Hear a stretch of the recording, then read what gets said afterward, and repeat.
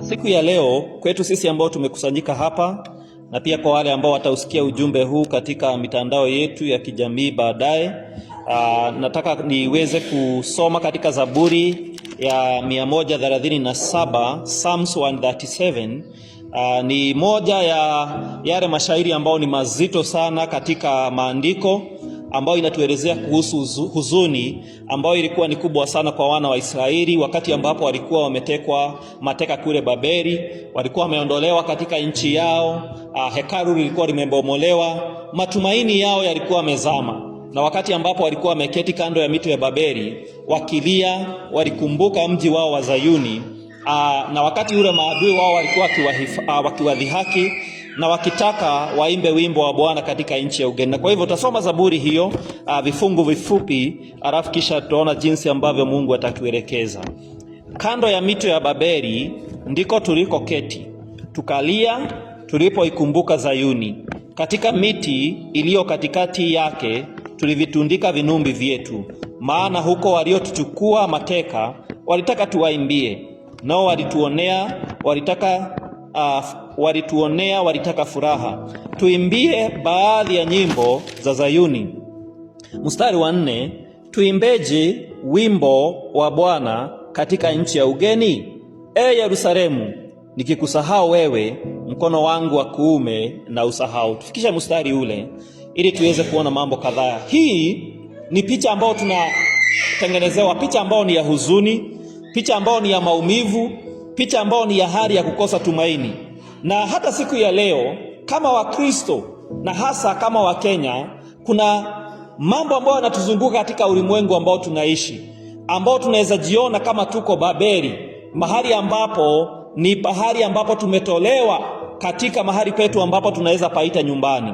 Na kwa hivyo siku ya leo na tunataka tujiulize, inawezekana kuimba wimbo wa Bwana katika nchi ya ugeni? Is it possible to sing the Lord's song, a song of victory and hope in a foreign land, and especially in captivity? Wakati mwingine kuna mateso mengi ambayo yanaonekana yametukumba katika maisha yetu. Kuna mateso ya kifamilia, wengine tunalia kwa sababu uchumi umedorora, wengine ambapo kwa sababu ya ukosefu wa ajira, watoto wetu wanamaliza shule masomo, hawapati ajira kama jinsi ambavyo ni matarajio yetu. Magonjwa yametusukuma katika hali zote. Kuna mizozo katika ulimwengu ya kitaifa, na hata kuna kukosa matumaini ya kesho. Na hasa wakati huu taifa letu la Kenya, wiki hii imekuwa ni nzito tangu siku ya Alhamisi. Wakati ambao tuliingia katika vestry, tulisema ya kwamba maisha ya siasa ya Kenya imebadilika kwa kuondoka kwa baba. Kuna mambo ambayo yamebadilika milele, na ni uzito mkubwa sana. Na hata zaidi ya sisi ambao ni wafuasi wake na wale ambao ni wapenzi wake, kuna familia yake ambayo imeondokewa na mzazi wao. Na najua kwamba sio familia hii tu, najua hata hapa ambapo tumeketi kuna familia ambao juzi wameondokewa na mzazi wao. Tumewapoteza wapendwa wetu kwa siku ambazo ni sio mbali sana. Na kwa hivyo kuna mambo mengi ambayo yanatuzunguka, yanatukumbusha hali ambayo ni nzito katika maisha yetu. Na kwa hivyo siku ya leo ningependa tuone na tujiulize, wakati ambapo tunajikuta katika nchi hiyo ya ugeni, in a foreign environment, in a foreign state, ambao hauwezi kutambua furaha, ambao unajiona ya kwamba nimetekwa mateka. Mimi ni mwanafunzi, nimemaliza masomo yangu, but I am finding myself in a foreign state, that I am not yet employed, there is no job opportunities, yet I feel I qualify for such a share within the economy. Ninaweza fanya nini wakati ambapo ninajikuta katika mambo yale? Tunaangalia mambo kadhaa. Jambo la kwanza ambayo Biblia inatufundisha katika Zaburi ya 137 ni kwamba kando ya mito ya Babeli ndipo tulikoketi tukalia. You know that statement, that we sat down and wept. Hiyo ni kuonyesha ya kwamba ni vizuri kukubali hali yetu mahali ambapo tuko. It is good to accept the circumstances that surround us. Wana wa Israeli hawakujifanya ya kwamba hawako kwenye mateka, hawakujifanya ya kwamba wako kwenye nchi ya ugeni, lakini walikaa wakalia.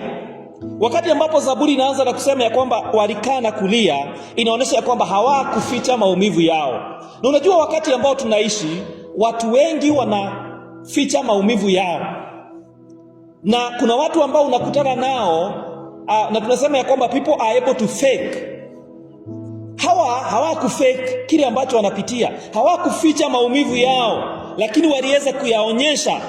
Sitting down is a sign, ni ishara ya kwamba ni kama walichukua mgomo baridi, wakasema ya kwamba tutaweza kuketi, we have a sit down and we cry, we weep, kwa sababu tumetambua mambo ambayo tunayapitia katika maisha yetu. Walikubali ukweli wa hali waliokuwa ndani yake. Vivyo hivyo kama Wakristo, ni vizuri siku ya leo ya kwamba hatupaswi kujifanya ya kwamba tuna nguvu wakati ambapo tumevunjika. Ni vizuri kukiri huzuni na udhaifu, na hii sio ishara ya kwamba imani yetu ni dhaifu, lakini ni mwanzo wa uponyaji. Wakati ambapo Yesu mwenyewe alifika kwenye kaburi la Lazaro, Biblia inasema ya kwamba yeye aliweza kulia. Jesus wept. It was not a sign of lack of faith. Haikuwa ni ishara ya udhaifu wake, lakini ilikuwa ni kukubali hali ambayo imetokea mahali pale. Kwa hivyo, unapolia kwa sababu ya familia, unapolia kwa sababu ya taifa, unapolia kwa sababu ya uchumi, usione haya. Mungu hasikii tu maombi yetu, lakini anasikia hata machozi yetu. Bwana asifiwe. Unajua wakati mwingine mambo haya ni mazito sana, kwa sababu tunataka kukazia sana na kuona ya kwamba hatukubali mambo ambayo tunayapitia. Ni vizuri kukubali hali ambayo iko katika maisha yetu. And sometimes I admire the diversity within our ethnicity. Na nadhani bila kutaja majina yoyote, kuna watu ambao wanajua kuonyeshana yale mambo ambao wanapitia kuliko wengine. Unajua kama baba angekuwa wa mlima, ile mambo tumekuwa tukishuhudia kwa runinga hii weekend imekuwa na mambo nyingi, hatungekuwa tukiona mambo kama hayo. Miti haingekuwa imekatwa matawi sana. Na mambo mengine iko tu hapo hivi. So sometimes I admire the way some of our communities, they know how to express what they are feeling from inside. It is not a sign of weakness. Wakati ambao tunakubali mambo ambayo tunayapitia, mambo hayo yanatufanya tuweze kufunguka, na tumesema ya kwamba Mungu hasikii tu maombi yetu, lakini pia anaona na kuyasikia machozi yetu. Kwa hivyo ni vizuri kuonyeshana mambo ambayo tunayapitia na kuweka hali zetu waziwazi. Jambo la pili, wakati ambao tunajikuta kwenye mambo ambayo ni mageni kwetu, kwenye hali ambazo zimetushika mateka, ni vizuri kuhifadhi imani yetu. It is good to preserve our faith.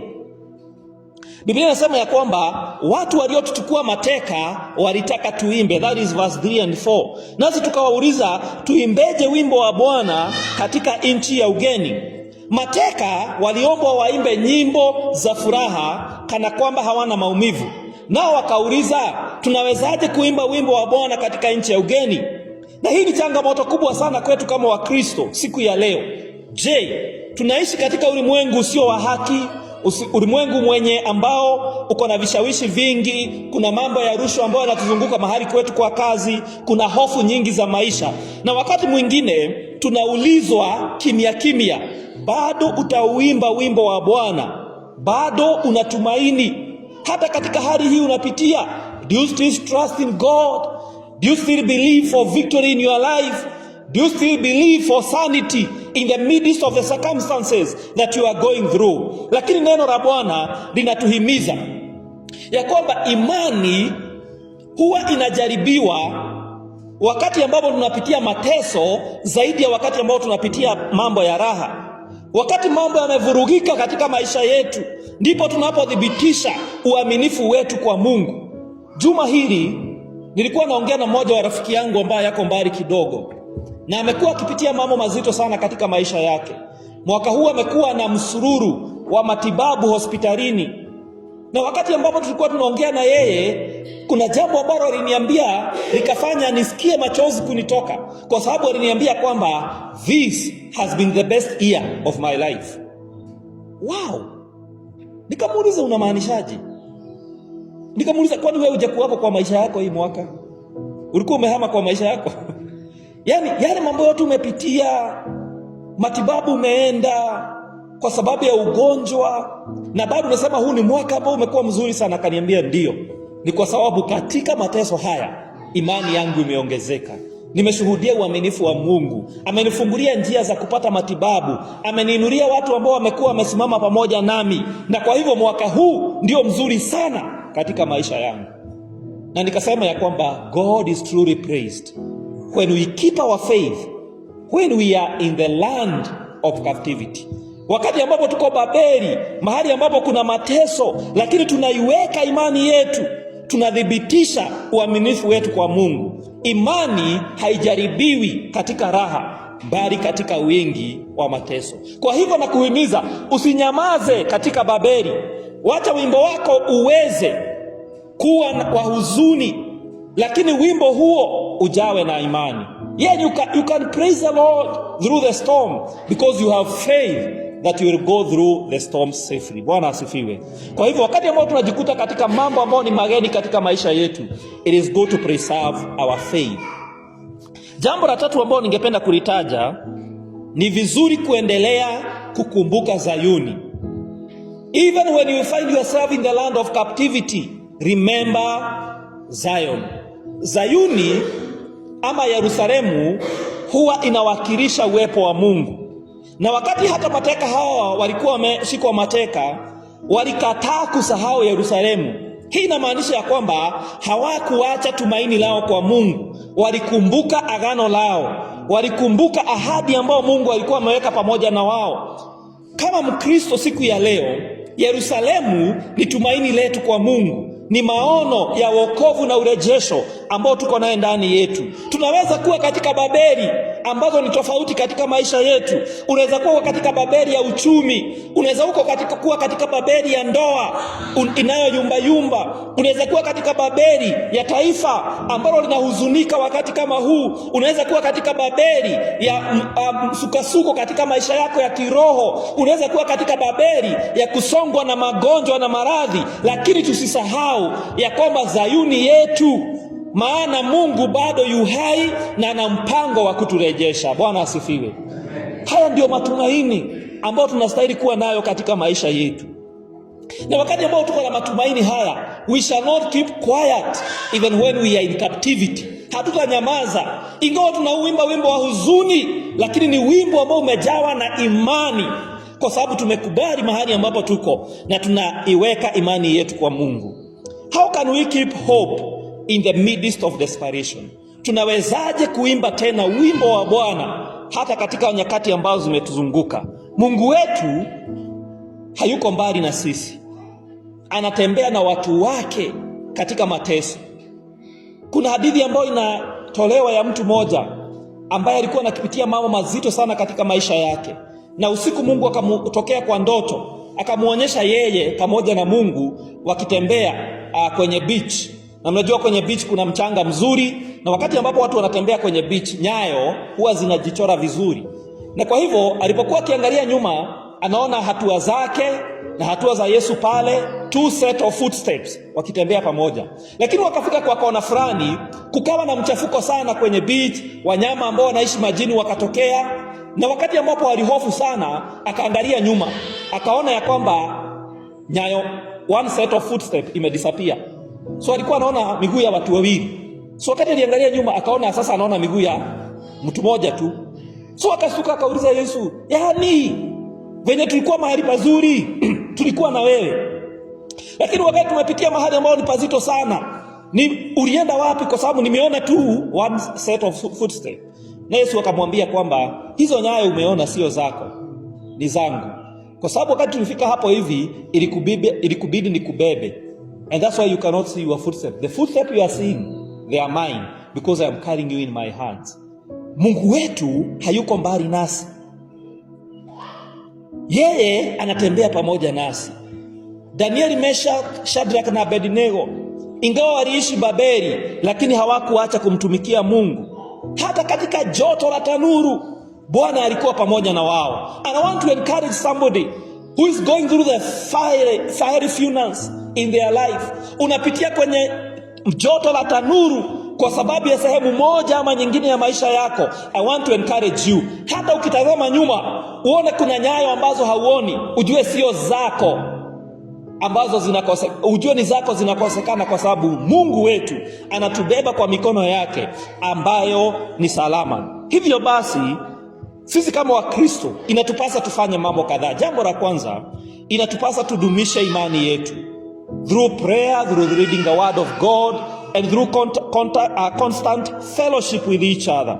Tuweze kuomba, tusome neno la Mungu, na tuweze kuwa na ushirika wa mara kwa mara. Jambo la pili, tuweze kukataa kuacha tumaini. A lot of people are losing hope in their lives. Mimi huwa simalizi wiki moja kabla mtu amenitumia ujumbe.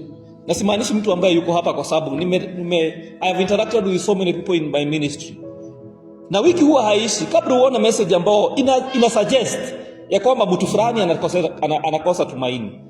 Mtu amefikia pale anakuambia, mchungaji, mimi nasikia nimefika mwisho. Mimi nasikia nimevunjika moyo. I am giving up because of various issues that surround us, the realities of our lives. Kwa hivyo ni lazima sisi kama Wakristo tukatae kuacha tumaini, maana ukombozi wa Mungu huja wakati wake ambapo unatimia. Na pia ni vizuri sisi kama Wakristo tuweze kuimba tena wimbo wa Bwana, hata kama si kwa sauti, ni kwa sauti ya maumivu, iwe ni sauti ambayo ina matumaini ya kuleta ushindi baadaye. Ni vizuri kuimba hata katika wakati wa Babeli, in those situations. Na mwimbaji mmoja ambaye ninampenda sana, ambaye anaitwa Casting Crowns, wakasema ya kwamba I will praise you in the storm, ya kwamba hata katika dhoruba nitainua sauti yangu na nikuimbie. Jinsi ambavyo kuna watu ambao wamewahi muimbia Mungu katika wakati maisha yao yalikuwa yamezungukwa na ugumu, wakati ambapo taifa la Kenya linaonekana ya kwamba kuna mambo mengi sana ambayo yanatusonga. Ni vizuri kuimbia Bwana wimbo wa matumaini hata wakati ambapo ni mzito sana katika maisha yetu. So I want to encourage somebody, continue singing the song of the Lord's song even in the midst of the hardest of situation. Endelea kumuimbia Bwana. Wimbo wetu haujafa, umefichwa ndani ya moyo ambao ni wa matumaini. Ninapomalizia ili tuweze kuwa na nafasi ya kuomba. Je, uko hapa siku ya leo unasikiza ujumbe huu kutoka sehemu tofauti katika taifa letu na ulimwengu huu? Mungu anatuletea siku mpya katika maisha yetu. Anatukomboa kutoka Babeli zetu za leo. Atarejesha furaha yetu kama jinsi ambavyo ahadi yake ilivyo. Na kwa hivyo ni vizuri tuendelee kuimba wimbo wa Bwana hata katika nchi yako ambao ni ya ugeni. Tuendelee kumtumainia Bwana katika mambo ambayo yanaweza onekana kama ni mazito sana katika maisha yetu. Wapendwa, maisha yanaweza kuwa magumu, lakini Mungu wetu hawezi kutuacha, yuko miongoni mwetu kwa njia ya kipekee. Ningependa tuinamishe nyuso zetu kwa dakika moja ili tuweze kutafakari maneno haya. Je, ni nini hicho ambacho unahisi katika moyo wako?